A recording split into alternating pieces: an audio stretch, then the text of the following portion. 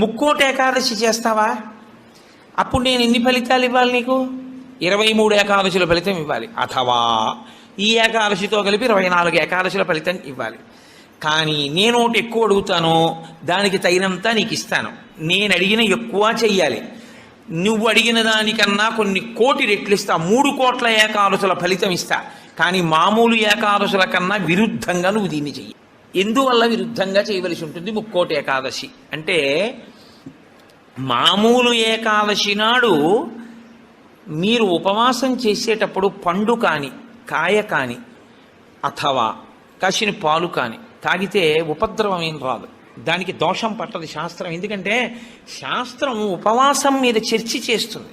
ఉపనిషత్తుల్లో ఆ విషయం ఉంది, వేదంలో ఆ విషయం ఉంది. ఎప్పుడెప్పుడు ఉపవాసం ఎలా చెయ్యాలి అన్నది ఉంది. ఆదివారం నాడు కానీ, పౌర్ణమి నాడు కానీ, అమావాస్య నాడు కానీ,